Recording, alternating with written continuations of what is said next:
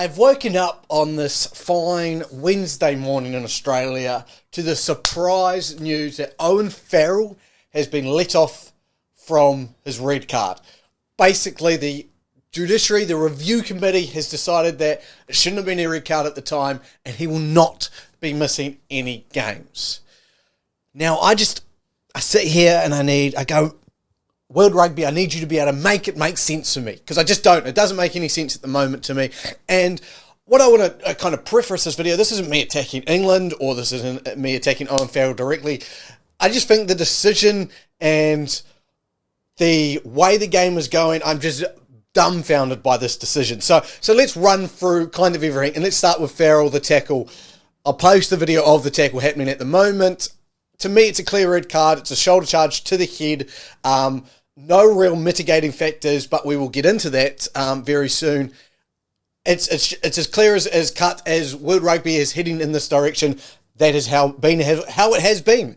That is a red card tackle. I like how it was judiced on the field. I like how it was reffed on the field, should I say.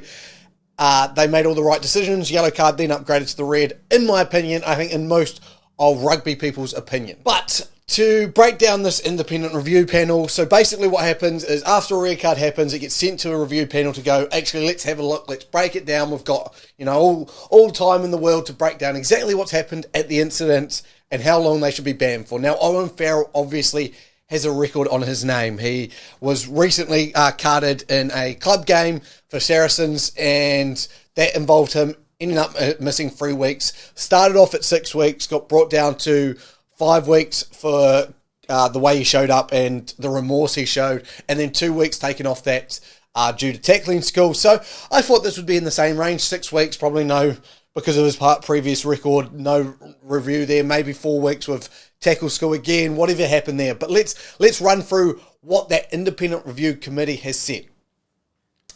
Explaining their decision, the jury said after reviewing all the evidence, questioning the player in detail and hearing submissions from the players' representatives, the committee concluded that the foul play review officer was wrong on the balance of probabilities to upgrade the yellow card issued to the player to a red card. The committee found that a late change in dynamics due to England's number 2, Jamie George that is, interaction in the contact area brought about by a sudden and significant change in the direction from the ball carrier. The IJC added that the foul play review officer should not be criticised for making the decision. The committee believes it important to record that no criticism is made of the way the foul play review officer, nor would be any warranted. Unlike the foul play review officer, the committee had the luxury of time to deliberate and consider in private the incident and the proper application of the head contact process, the statement concluded. What a load of horn fucking swoggle. Jesus Christ. To start off with, I've got examples that I'm going to show you after this that just shows that this is damn right hornswoggle. Jamie George barely touches the player. I would love to see these other views. From what I've seen, the videos I've seen, the image, there's no dip, there's no change. I just want to know how these fucking group of people sat in a room and decided that that was a decision. What then happens is we can compare this to other incidents, and this is where we can really start to go, what the fuck is happening? So let's start with Michael Leach. Japanese captain, clear-cut record for as long as the eye can see. One of the most, upholding players in the game, well-respected. Red card against Samoa. I'm going to play it for you now. I would say probably, if not more, of an impact from the player making the tackle lower than this incident. 3-week ban. 3-week fucking ban. So, okay, we've set a precedent. There it is. Let's grab another example from Peter Labuschagne, the Japanese number 7, in a game against Fiji, where he was red carded in the 7th minute. Playing that on the screen now. Again, another incident where we go, player kind of dipping down. I think a deserved red card. 3-week ban for Peter Labuschagne. Now let's jump over to another incident, not in the same realm of head contact and shoulder charge, but George Moala, a tip tackle. Watching this, bad tackle, agreed. How many, I just want to know, your first thoughts, how much weeks do you think he gets banned for? 10 fucking weeks. 10 weeks he has been banned for. George Moala, pretty much his World Cup tournament done. I just sit there and go, where is the consistency? How is these decisions being made? Who is making these decisions?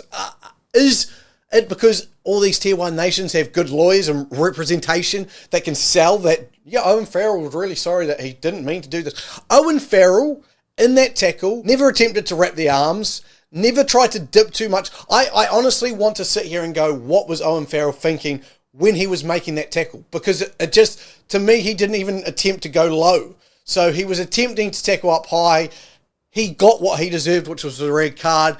And I'm just so dumbfounded by the fact that we're sitting here and he's not missing any footy. Now, I've got no problem if they went through the whole process and they went, look, red card, 6 weeks. Again, his representation, he's sit here, he apologised, he's done everything by the book, 5 weeks, tackle school 3 weeks. If they'd done that process, I would have been like, look, cool. But to say that the foul play review officer was wrong, just isn't, he wasn't wrong. He wasn't wrong. I don't get it. He wasn't wrong. I just don't understand. Look, and again, it's going to ask questions, and Peter Arky's already tweeted about it, like, how does this make any sense, tier 1 nations versus tier 2 nations? If this was happening to a New Zealander, everyone knows I'm a proud New Zealander, would my thought process be the same? Yes, that's, to me, I just think someone who's done that needs to be banned. This isn't just because Owen Farrell hit New Zealand with a smug look in the 2019 World Cup and I'm an angry reaction. This is just what World Rugby has always pleaded is the safety of the players. This is head contact. I think there's so many people dumbfounded. They've set a precedent. If a tackle like that happens and anyone gets banned, you can't sit there and say to me the Michael Leach and the Owen Farrell tackles are that much different where we should be seeing different bans. For me, I'm a rugby lover. I'm passionate. There's people out there that aren't obviously as passionate as me, but they're trying to get into rugby, and this just doesn't make a lot of sense. I don't know what's going on. I would love World Rugby. If you're going to do this, this has to be so transparent, and to me, it's been hidden away, and all of a sudden this has happened, and I just sit there and I go, what are we trying to accomplish? You want player safety? Well, he's tackled to the fucking head. Jamie George barely touched the player. He barely did. I've got no problem with if it was a mitigation, and there was. I just don't see it. I just want to know who these people are around the table. And I know we've got names. You can pull up the people in the committee. And I think 2 were former Wallabies. So it's not like this is a English thing where the English are trying to, or World Rugby's trying to twist it. It's gone through the right process. I just think the IJC here is just wrong.